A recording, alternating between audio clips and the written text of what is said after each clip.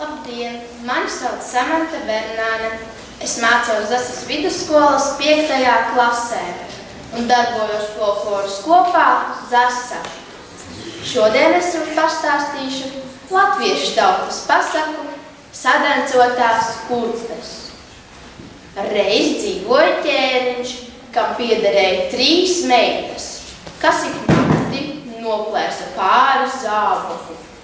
Ķēniņš nevarēdams saprast, kā tas gadās, sūtīja zaldātus ķēniņa meitas pa nakti sargāt. Pagāja viena nakts, otra, visi ķēniņa meitu sargi zaudēja dzīvības, jo ķēniņš bija pavēlējis sodīt tos, kas nenosargās. Reiz kādu vakaru atkal viens zaldāts gāja pie ķēniņa. Gāja raudādams. Ceļā to satika viens sirms vecītis un vaicāja, kāpēc raudi? Zaldāts izstāstīja savas bēdas. Vecītis, tās bija pats Dievs. Viņš teica, nebēdā, es tev došu padomus, kā jāsargā. Kad ienāksi ķēniņa meitu istabā, viņas tev nesīs dzert vīnu, bet tu nedzer, pieliec pie lūpām un lej gar drēbēm, jo vīnā būs iemidzināmās zāles. Pēc tam liecies gulēt, tikai neaizmiedz, un es tev došu tādu sevišķu spēku būt neredzamam. Tad istabā ienāks 3 velli, nesabaidies, droši seko tiem. Kad seko, pēdējai meitai uzminus kleitas un turpiniet.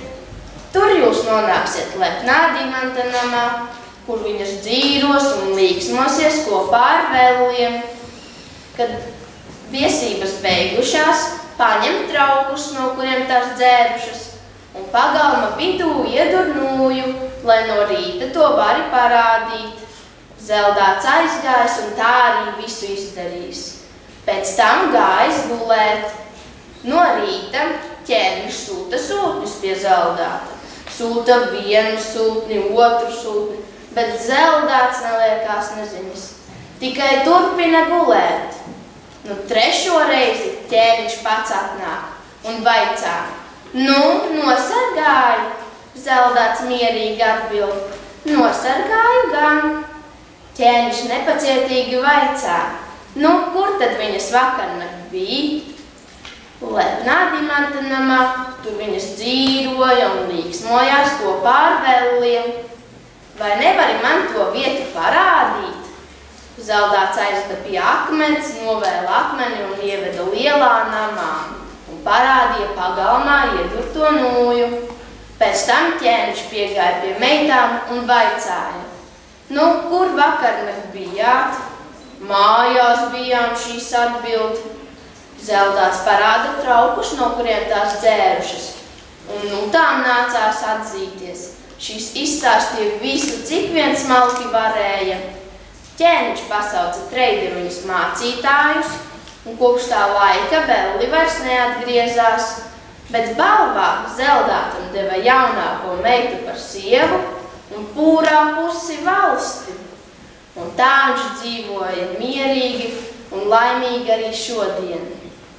Neparastais atgadījums. Reiz kādā mūzikas stundā mēs gribējām dziedāt dziesmiņu par dieviņu, bet pēkšņi atvērās skolas durvis. Mēs visi skatījāmies, kas tur nāk, bet neviens tur nenāca. Skolotāja teica, lūdzu, nāciet iekšā sēdieties, bet neviens nenāca. Beigās mēs nospriedām, ka tas bija skolas gariņš. Anekdote. Kurpju remonta darbnīcā. Labdien, es atnācu pakaļ savām kurpēm. Cik jāmaksā? 3 eiro. Bet paga, jūs taču teicāt vismaz 6. Pareizi, bet mēs vienu no jūsu apaviem pazaudējām.